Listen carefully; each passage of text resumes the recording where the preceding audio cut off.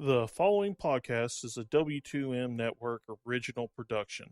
Visit W2Mnet.com for all of our other great podcasts, plus news, reviews, articles, and opinions from the worlds of wrestling, video games, football, and entertainment.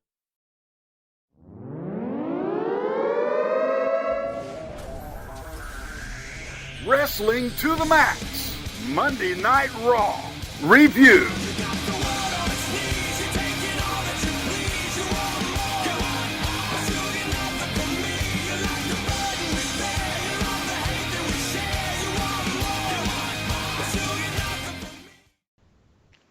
Welcome, everybody, to Wrestling to the Max's Raw Review for December 26th, 2016.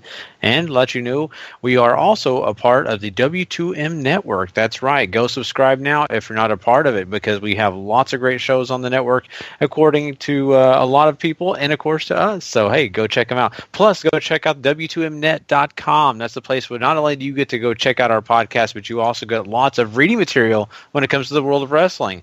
But now it is time for us to talk some Monday Night Raw.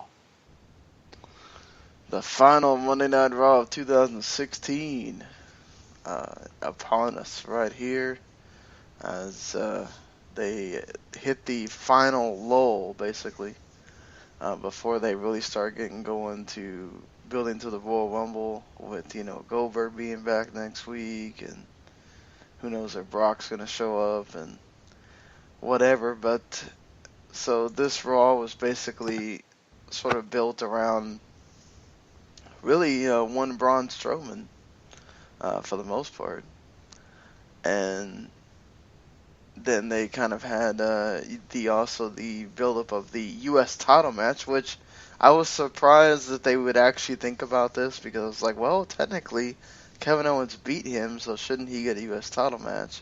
And they actually went with it, which is surprising, but you got what you sort of expected with it involving Roman Reigns and all. But so basically the show starts with Stephanie coming out.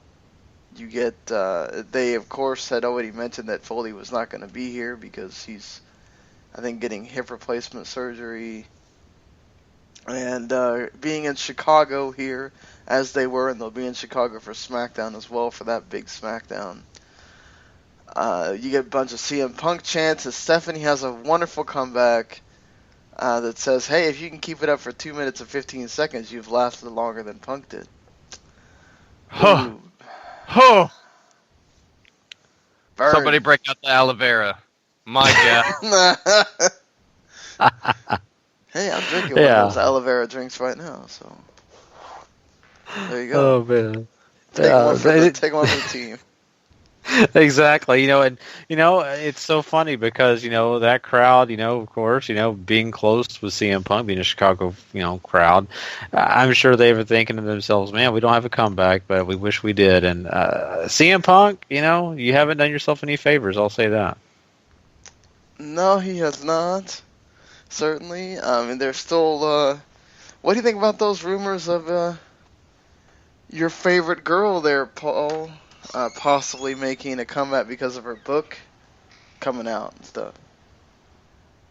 I am all for it. I mean, there's a radical shift in how the women's division has been booked since she's been gone.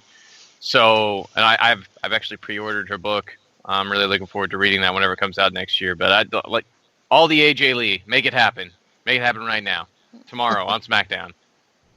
Oh, man. But see, the thing is I mean, SmackDown has, to me, a pretty well-rounded female division. I know a lot of people disagree with that, but I really think that Raw needs her. I mean, I think that besides the top three, maybe if you include Nia Jax. Well, remember, you got Mickie James coming over to SmackDown, too.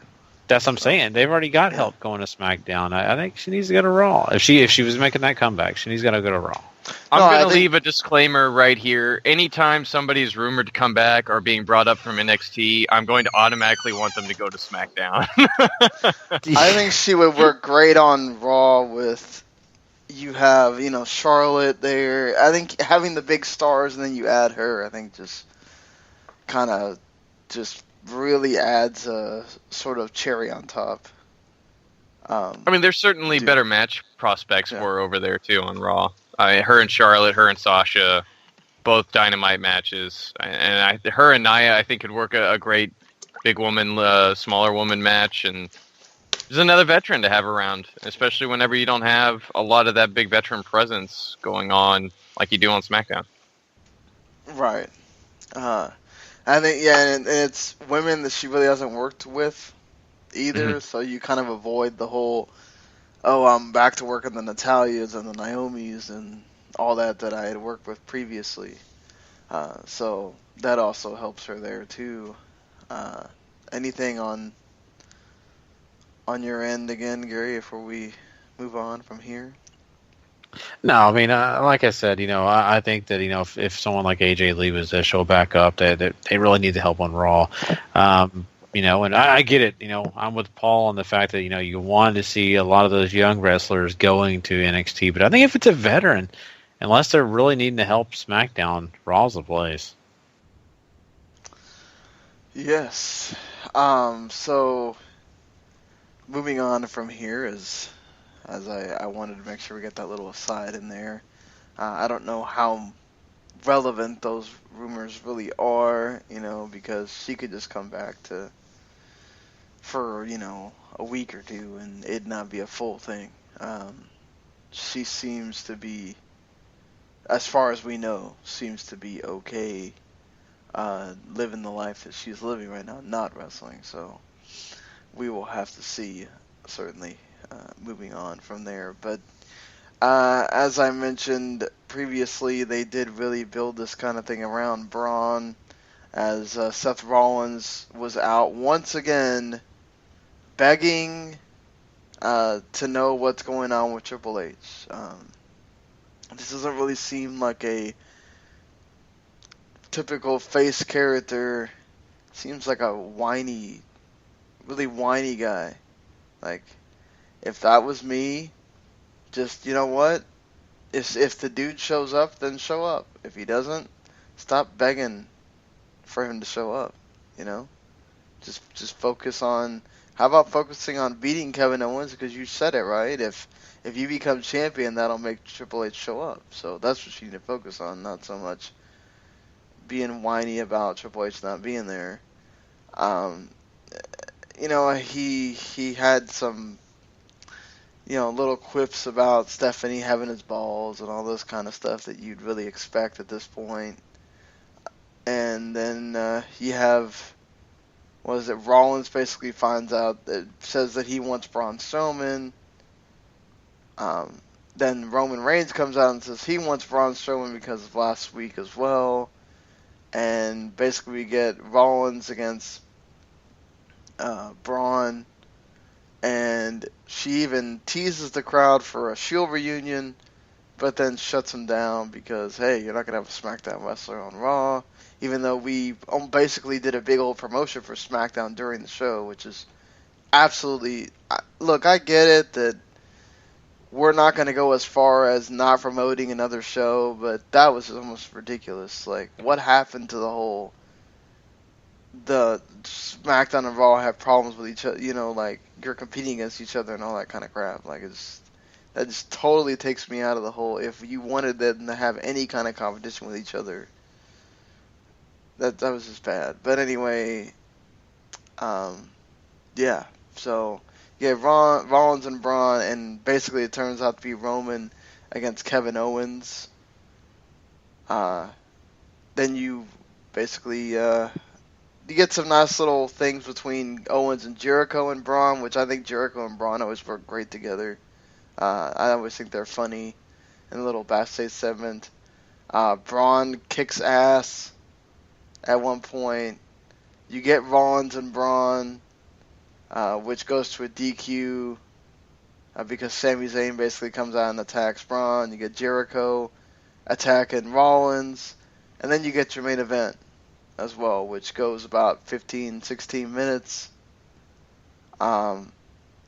which I had a big problem with Michael Cole during this show. He had a point where he says, well, I say what I feel, That's what I say on this show. It's like, what the hell are we turning this show into? Like, we're just gonna make Michael Cole be Michael Cole's the reality voice now. Like, dude, stop saying, why, like, you don't have to be so literal, WWE.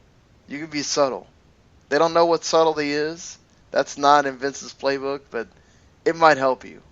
It might help you make your show a little bit better, or a little bit more tolerable. But anyway, Roman Reigns wins because, that's what Roman Reigns does.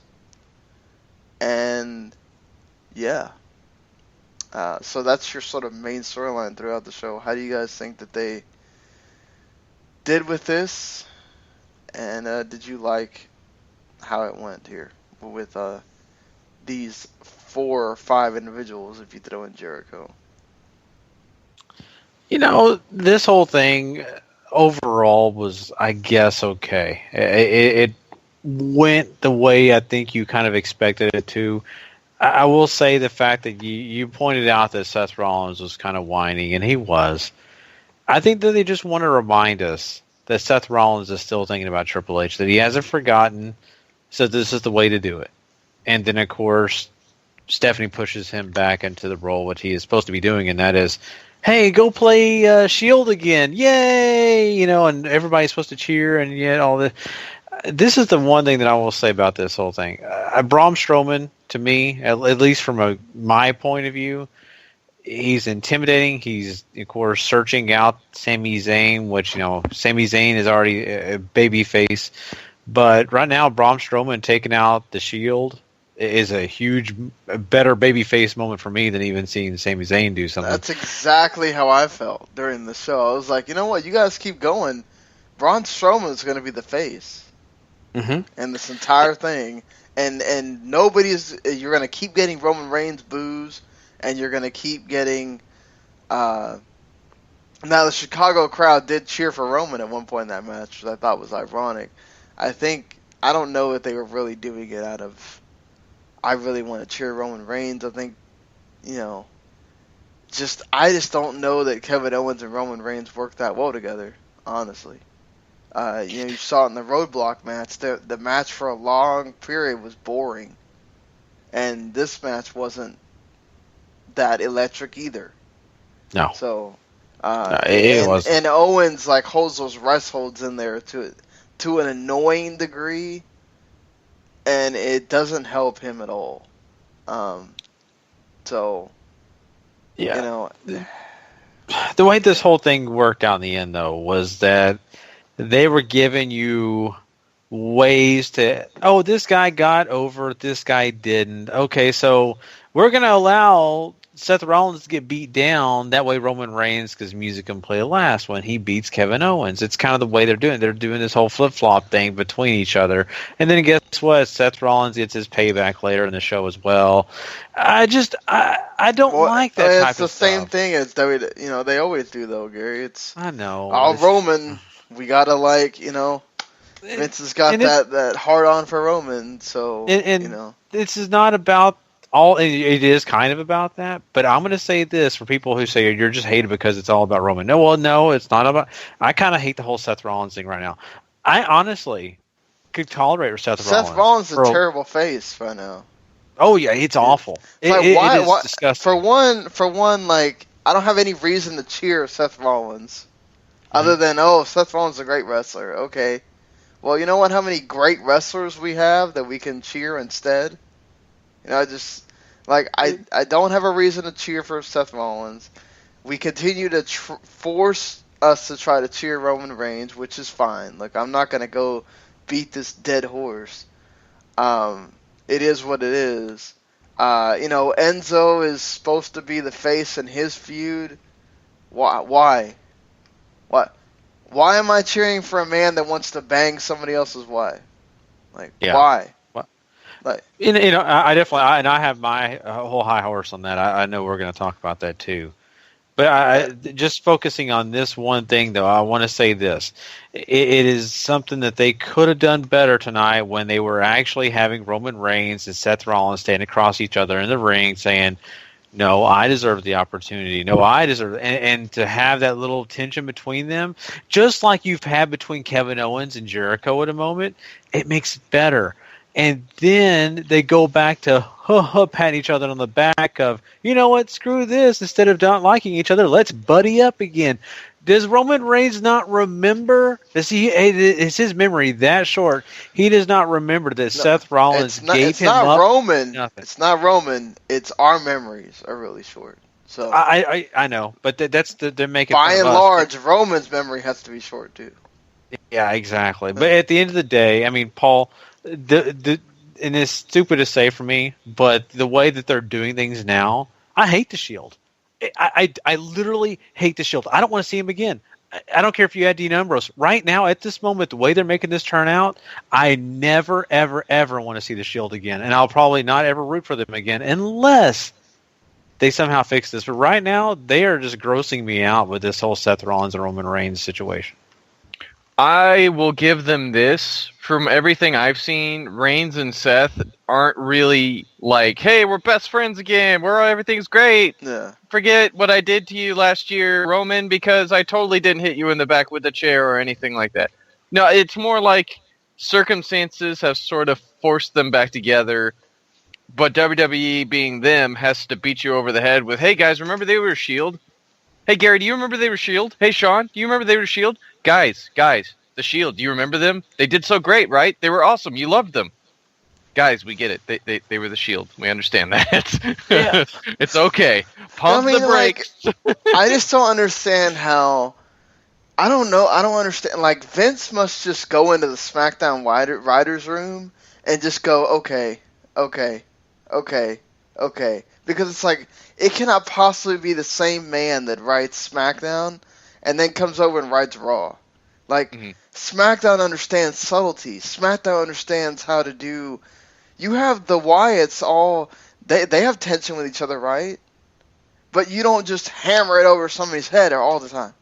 Like, right. You don't have Mauro Ranallo going, oh my god, never Randy Orton and Luke Harper have issues. Like, no, you just kind of see it, right? Like, you don't have to have them tell you constantly that that's happening. It just... Yeah, and I get that. And I totally get that. And this is the thing from me. I wouldn't hate this whole Shield thing. And Paul, you bring up a good point. Yes, they've not done this whole thing. They're not making out each other in the ring. That's fine. But it's just the fact that these two guys need a little bit more distrust than they already have. I don't think that they are showing any distrust. It's almost like they're like, you know what? We kind of find ourselves crossing these paths. I just don't care. That's fine. Hey, as long as you're helping me get the guy I want. It's that whole policy WWE has of, unless we want it to be this way, if you're on the same spectrum, you can't be touching each other. Like, if that was me, Neville should have gone in there and whacked Brian Kendrick. Because he wants to be the king of the cruiserweights, right? Well, whack Brian Kendrick too, because... But, he used to be the champion, and he wanted to be king of the cruiserweights or whatever. He thought he was better than everybody else. Like, because we're both heels, we can't do that. Like, why? Like, heels have an even greater reason to beat each other up than they do the faces sometimes, and they miss the boat a lot of the times by not letting them capitalize on that. Yeah, that's very true. I also want to put in, Seth Rollins has been the most depressing story of 2016. The guy was untouchable last year. You come into this year, he's been jobbed out so hard, nobody cares anymore. I don't care anymore. He's so bland as a face. They've made you not care about him, and they had the perfect story coming out of Kevin Owens winning the Universal title after Triple H's interference to capitalize on at SummerSlam, and they passed on it. They've screwed this up so much, and for him to bring up Triple H now once again, it looks obvious that they're going to try to do these two at WrestleMania. But God, it is way too late. Like, it is so past the boat. The cruiseless ship has already made a lap around the world. That's how long they've waited. And just to prove a point about Strowman, they had Strowman come out before he faced Rollins. This was great because he has a damn Christmas tree. And he just murders Bo Dallas. and he takes out the shining stars, and the crowd is chanting, "Thank you, Strowman." See, getting that babyface love already, Strowman. I'm Oh just man. saying, like, well, Vince has to be creaming himself, but I'm just saying, Oh yeah. like, you know, I just wonder if that's going to continue because it's like you said, though, you just see this guy kicking ass, and it's like, wait, he does a better job of kicking ass more convincingly than Roman Reigns does. Like, let's cheer him. But you know why, though? Because they're not telling you constantly, oh, you need to hate Braun Strowman. He's just a guy, and you're letting him kind of do his thing and be Braun Strowman. And like, if the way that Sami Zayn, the way he attacked him, he had to because Sami Zayn's smaller. But even that, it's like a face doesn't attack somebody from behind, right? So it's like, okay, well, Braun Strowman kind of got wrong there. Like, I mean, this whole show was built around Braun Strowman, and I felt like we did a great job of basically getting Braun Strowman over, and then everybody else it's kind of like, all right, this was a thing for them. Exactly, and Braun Strowman actually walked away out of the show. Technically, ran away out, chasing Sami Zayn. But the thing is throughout the entire show, he looked fine. He did great on the mic. He was intimidating. He, basically showed that he can hang with a guy that's a former world champion in Seth Rollins. Everything about what Braun Strowman did tonight was great, and that's the only way you're going to get. For me personally, this whole thing fixed with the Shield, because I think you need to eliminate the whole Kevin Owens and Jericho situation. Well, it's not going to happen. This is just all me dreaming. But you would have to get them focused on Braun Strowman. And he would, of course, kill them both. But them having to depend on each other, even though they don't want to, would be the only way that I'd buy back into the Shield. Otherwise, I have no reason to believe or want to see them. But if they were together fighting a guy like Braun Strowman, an undefeated guy, I get it now. I feel it. Now I understand why the Shield needs to reform. So that's my point, is right now at this moment, it's just frustrating. I mean, I think that's all totally fair. Braun Strowman looks great again. I don't know if I necessarily buy him a face, just because I think Sami Zayn continues to be the great underdog, and he only started attacking Braun after he had his butt handed to him so much by him. So I feel like this is sort of like face comeuppance. But at that same time, I mean, Braun Strowman just kicking the crap out of people. I've said it before on this show probably at least 20 times, and especially whenever we were talking about Brock Lesnar in the last couple of years, but people love to cheer an ass kicker. And you let Braun Strowman continue to do it, he's going to get over real quick, and you're going to have to figure out whether you want him to be face or heel real fast. Yeah, exactly. I mean, you think about people loving Brock Lesnar. Why do they love Brock Lesnar? Or maybe you don't. You just kind of let him be that, like Brock, where he's just whatever you want him to be. Yeah. But, Brock Lesnar is not over because he looks good. Brock Lesnar is not over because he's got an overwhelmingly awesome personality. He's over because he kills everyone, including Michael Cole, including anyone that is in his path, and that's what Braun Strowman is doing right now. It's a great golden goose that they have right now if they want to use it the right way. So I agree with you, Paul. I mean, this guy, just let him keep doing his thing. Yeah, certainly. So let's move away from the main storyline, which we kind of pegged the fuel, because all the things we mentioned except for the Enzo thing sort of all involved that main storyline. They did a good job of kind of melding a lot of things together so that they wouldn't have to take up too much time on the show. But that kind of led to basically the only real match that you got on the show, aside from the opener, was that Kevin Owens and Roman Reigns match. Everything else was really short.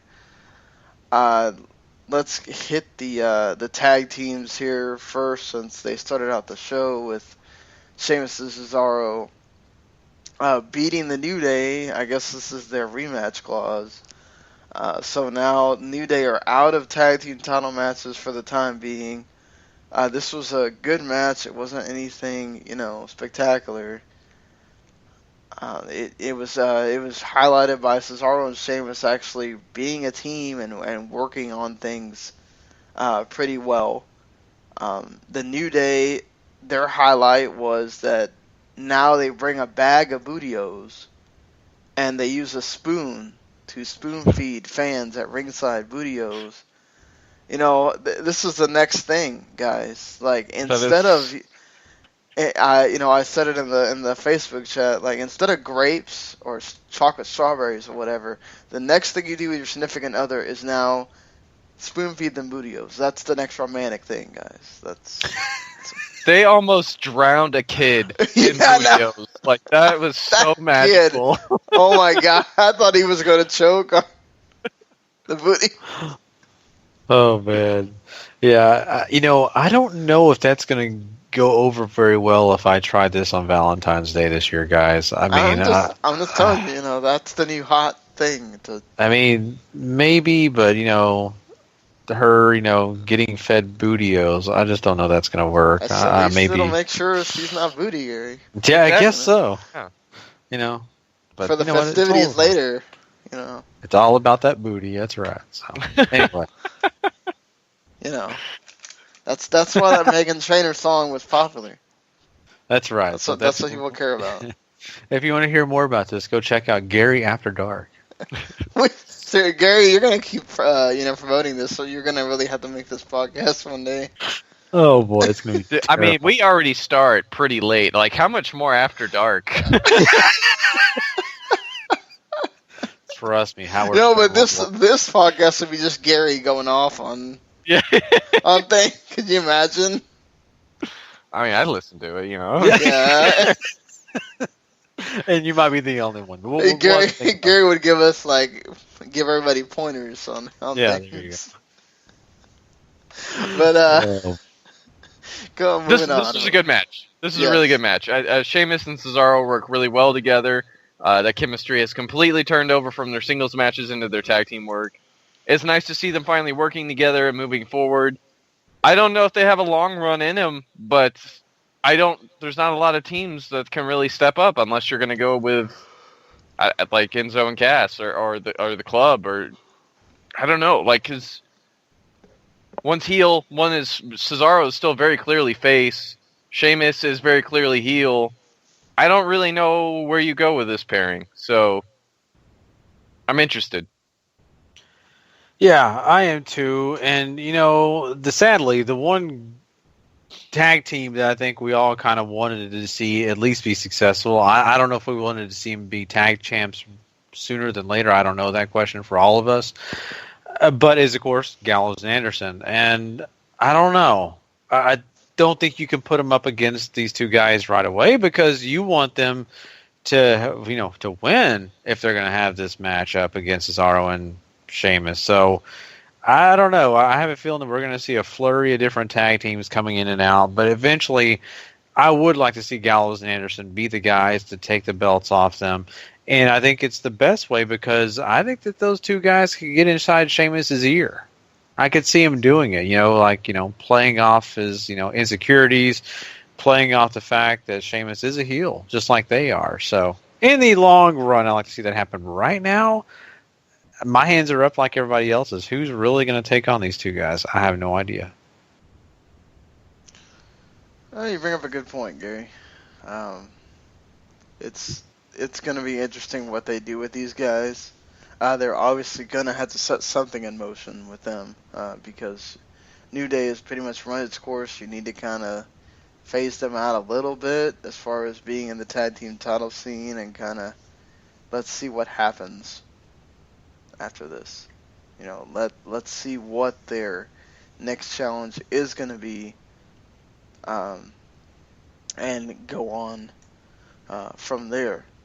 So after this, you also had another storyline here with another tag team with the aforementioned Gallows and Anderson and Golden Truth.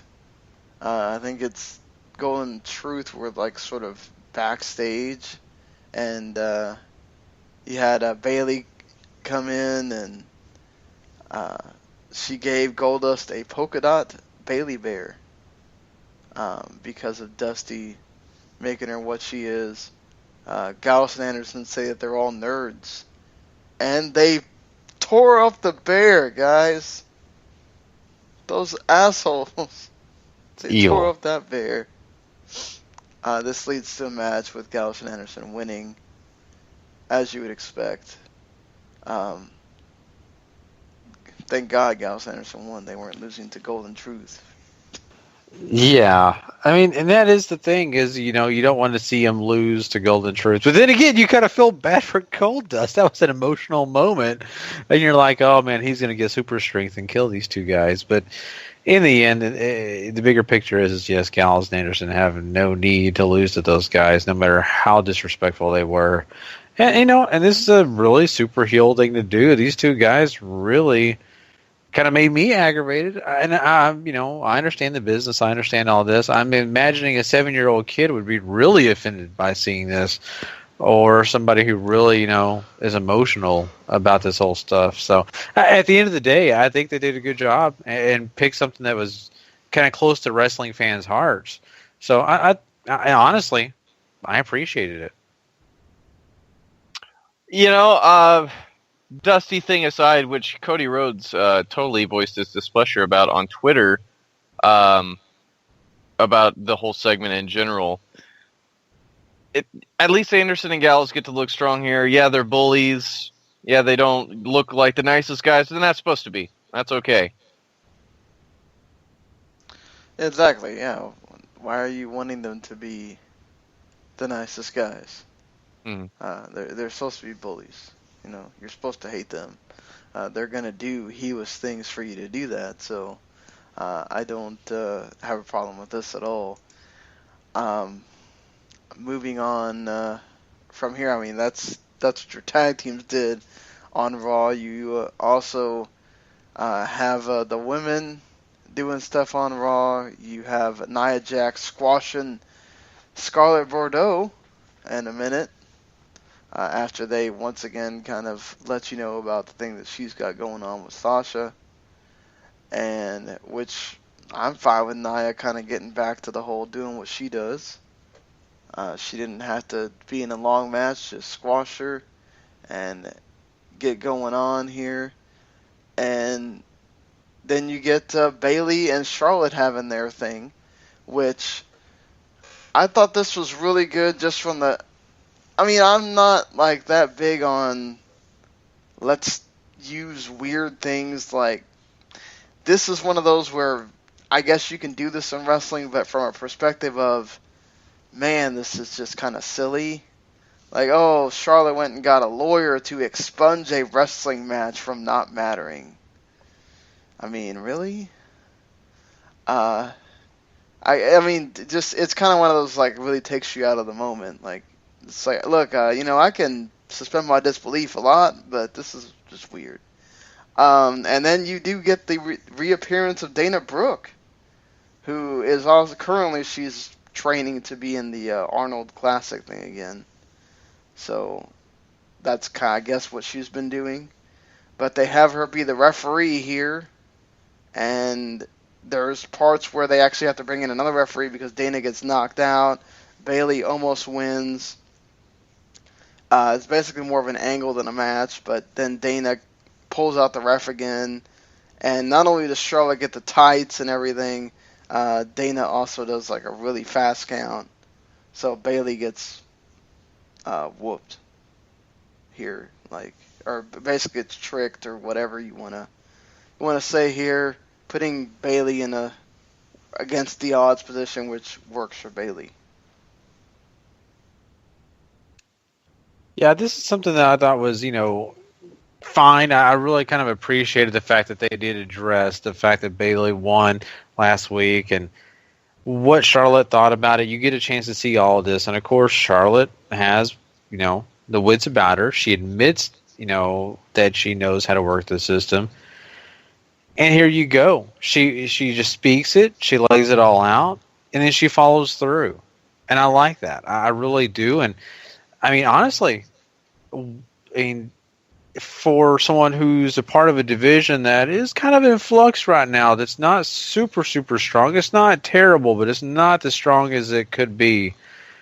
she's an amazing heel. She's an amazing, just overall person when it comes to well-rounded character, if I can say it that way. So I think, once again, out of the ballpark, I really appreciated this.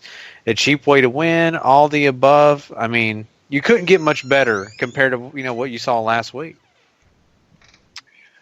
First things first, it was cool to see Scarlett Bordeaux on WWE television. She used to be in Ring of Honor. She's gotten much better at wrestling, and she is, as you can tell, quite pretty. So hope we see her around more often.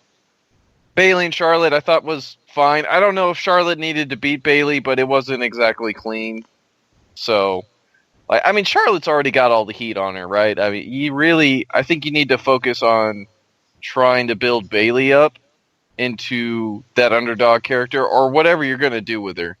Because so far, you have all these good feelings coming over from NXT for Bayley, and I think they're relying on that to establish her more than anything I think they've really done so far on television. I mean, they have had her consistently beat Charlotte, so that's something. At least she hasn't just gone out losing constantly, which... Right. And I mean, she had that little dumb feud with Alicia Fox, which she quickly won as well. So at least they haven't had her just been losing everywhere. But you're right. I mean, they really haven't had a direction for her either. So hopefully this is finally where we're starting to go somewhere with it. I'm sure this is going to lead to Mick Foley getting involved and leading to their match at maybe Royal Rumble, if not for sure Elimination Chamber. So yeah, or if not a Raw by then, because that's a long period for them not to have some kind of match when you're looking at WWE standards. But yeah, then you had your cruiserweight action here, which you had Neville having his debut as a cruiserweight against, which Michael Cole had to make sure he told you that, against TJ Perkins. This match was actually, good. I enjoyed it for what it was. You had Neville win, which you would expect. Neville wins grabbing the tights, doing the heel stuff. So you protect TJ Perkins and have Neville get the win in his debut match, in quotations. And you also have Rich Swann whoop Arya Daivari, which great because Arya Daivari is terrible, and Rich Swann needs to be winning matches because he's the champion.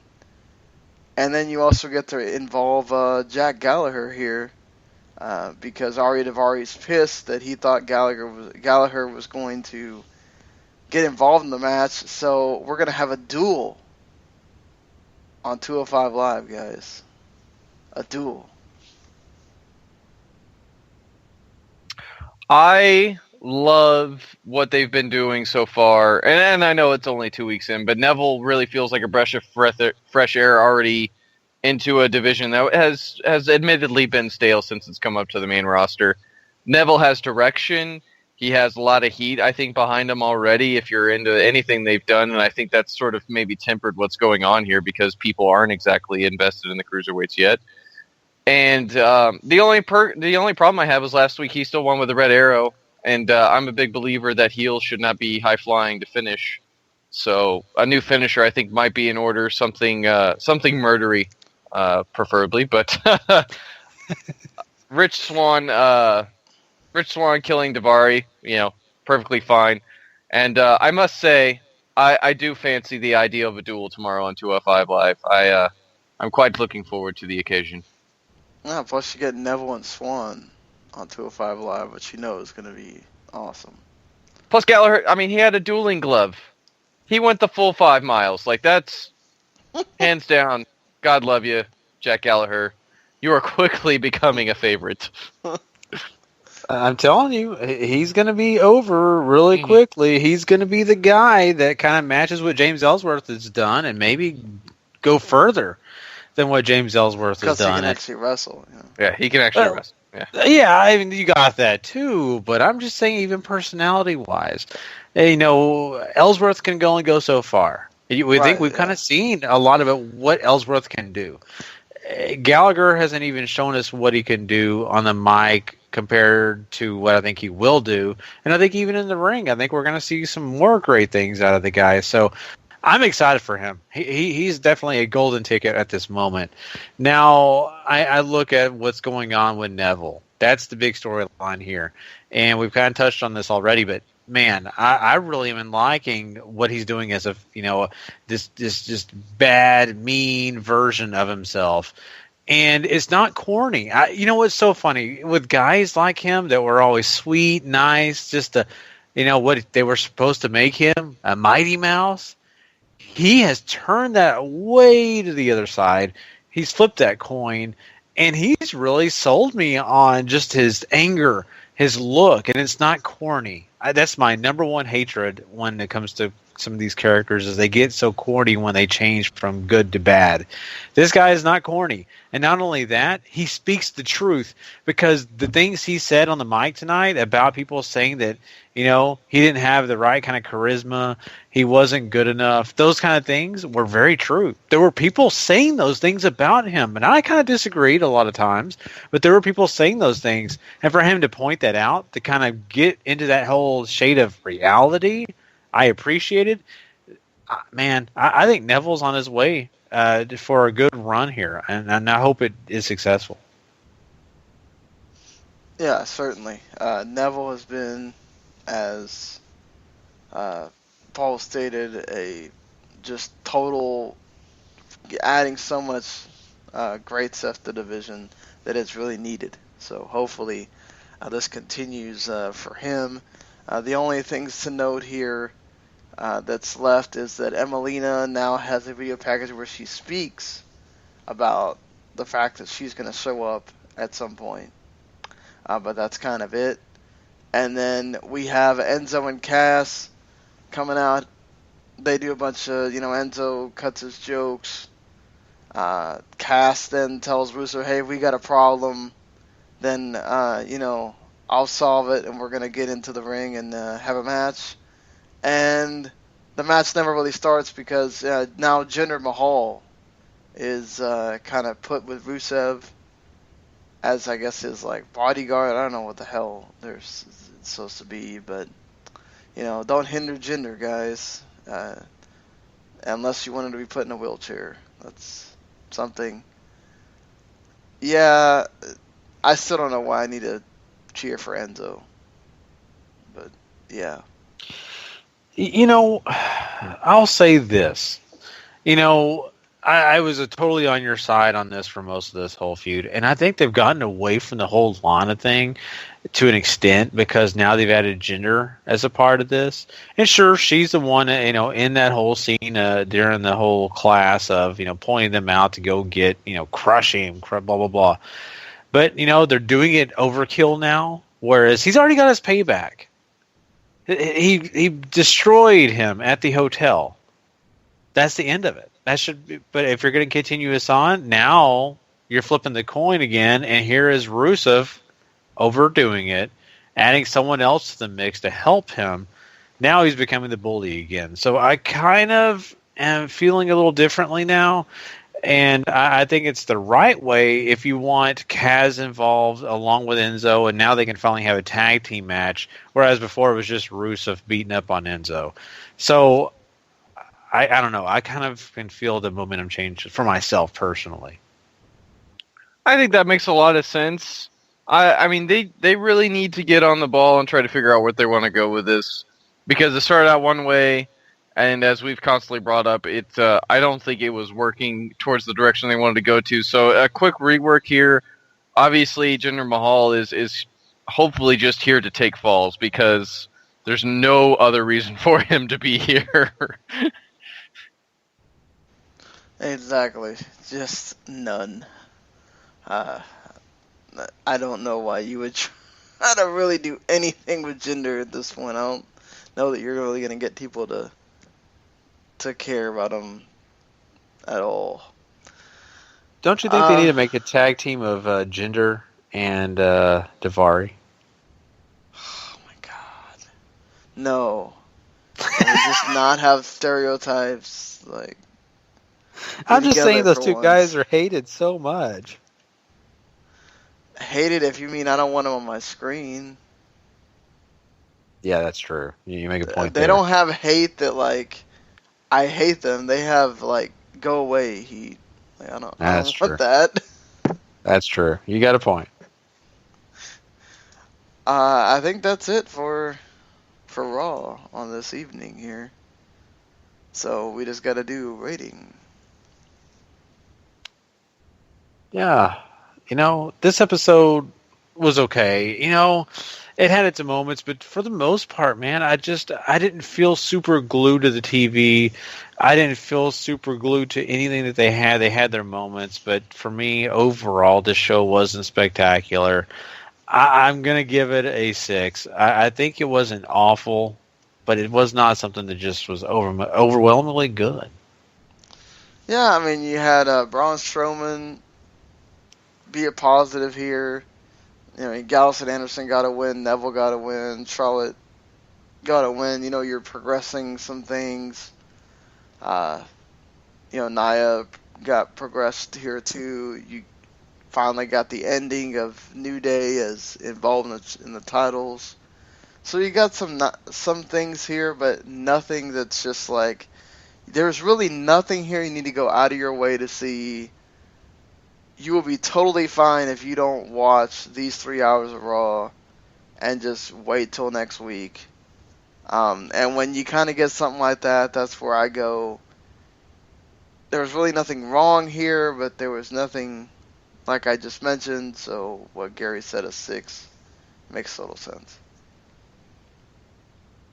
I was thinking more along the lines of maybe a 5, 5.5. There are pieces in play on Raw that I am interested in, but the overall arc, outside of really what they're doing with Braun, I'm just like kind of meh, because you're sort of starting to already de-push the idea of Kevin Owens and Jericho together, and seemingly getting us ready for whatever you're gonna do post Rumble. And it really feels like Reigns might end up with 2 championships around his waist. Yeah, that sounds terrifying. I don't want to think about that. Get ready for it, Gary. Get ready for it. Just every night. Da-dun, da-dun. We're already hearing that, but it's just going to be twice a night instead of once. Jesus. What if that song turns into the WWE like app alert every time they want to alert you to something? It's just Roman Reigns music. That would not be a part of my phone. That would be gone. I don't care how hard it would be to find the network. I would just be like, no thanks. But yeah. Anyway, well, that is, of course, our Raw for this week. We appreciate everybody for coming and checking out this episode.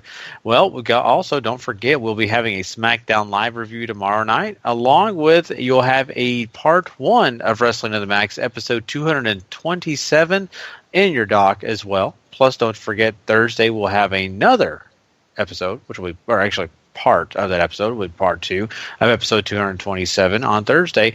And of course, don't forget, all the great content is in your dock if you are subscribed. 205 Live review too. Yeah, 205 Live. So, but if you want to find out everything we do, it's easy as pie. Just go to w2mnet.com. You can, of course, find the podcast, plus of all the other written content that we have.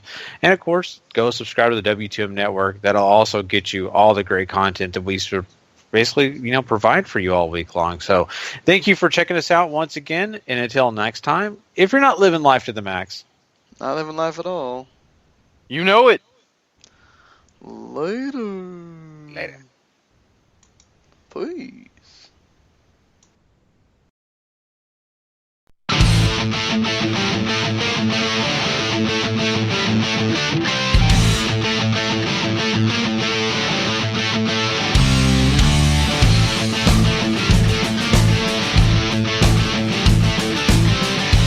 The following podcast is a W2M Network original production.